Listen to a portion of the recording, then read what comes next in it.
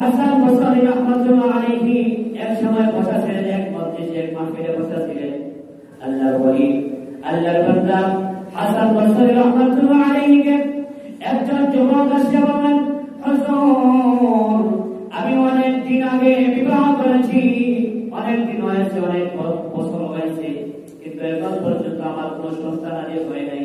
হুজুর, আমি কি করতে পারি?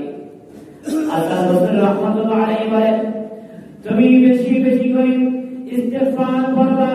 আর কিছু সময় পরে একজন যুবক আসলো, আসিয়া বলল, হুজুর, আমাদের এলাকার মধ্যে বৃষ্টি হচ্ছে না, অনাবৃষ্টি হচ্ছে, যার কারণে ফলমূল, তরকারি, সবজি এগুলা উৎপন্ন হচ্ছে না। আমাদের রিজিকগুলা নষ্ট হয়ে যাচ্ছে, পশুপাখির খাবার নাই, মানুষের খাবার নাই। এখন আমরা কি করতে পারি? আল্লাহর বান্দা হাসান বসরি রাহমাতুল্লাহ আলাইহি ওই ব্যক্তিকে বললেন, তুমি বেশি বেশি করে ইস্তেগফার করবা। সুবহানাল্লাহ। কিছুক্ষণ পরে আরেকজন ব্যক্তি আসলো, এসে বলল, হুজুর, আমি একজন গরিব, অভাবী, ফকির ব্যক্তি, আমার ঘরে খাবার নাই, আমার পেটে খাবার নাই, আমি উপাস, আমার পেটের মধ্যে খাবারের খুব প্রয়োজন, খেতে লেগেছে। এবার আমি কি করতে পারি?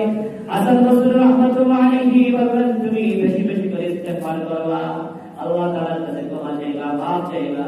উপস্থিত লোকেরা অবাক হয়ে গেলেন, হুজুর, আপনার কাছে আমরা দেখলাম তিন ব্যক্তি আসলো, এক ব্যক্তি অনেক দিন পূর্বে বিবাহ করেছেন, সন্তান হয় নাই, ওই ব্যক্তিকে আপনি বললেন ইস্তেগফার করার জন্য।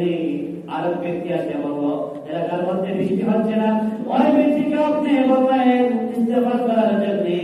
আর ব্যক্তি অভাব দিয়ে, গরিব, ফকির, তার অভিযোগ দিয়ে আপনার কাছে উপস্থিত হয়ে অভিযোগ করলো, ওই ব্যক্তিকে আপনি বললেন ইস্তেগফার করার জন্য।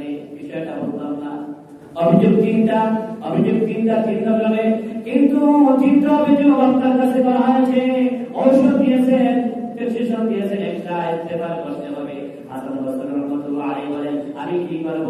আমি তো আল্লাহ তাআলার কথাগুলো বলেছি, আল্লাহ তাআলা তো ওয়াদা ভঙ্গ করেন না। আল্লাহ তাআলা ওয়াদা করেছেন, এ আমার বান্দা, দুনিয়াতে যদি তুমি বিবাহিত পুরুষ হয়ে থাকো, মহিলা হয়ে থাকো, যদি তোমার সন্তান না থাকে, তুমি বেশি বেশি করে ইস্তেগফার করবা, আমি আল্লাহ তোমাকে সন্তান দান করব। সুবহানাল্লাহ। তোমাদের এলাকার মধ্যে যদি বৃষ্টি হয় না, অনাবৃষ্টি হয়, আর বান্দারা যদি তোমরা আমি আল্লাহ তাআলার কাছে ইস্তেগফার করতে পারো, মাফ চাইতে পারো, আমি আল্লাহ তাআলা তোমাদেরকে রহমতের বৃষ্টি দান করব। সুবহানাল্লাহ। আল্লাহ তাআলার ওয়াদা।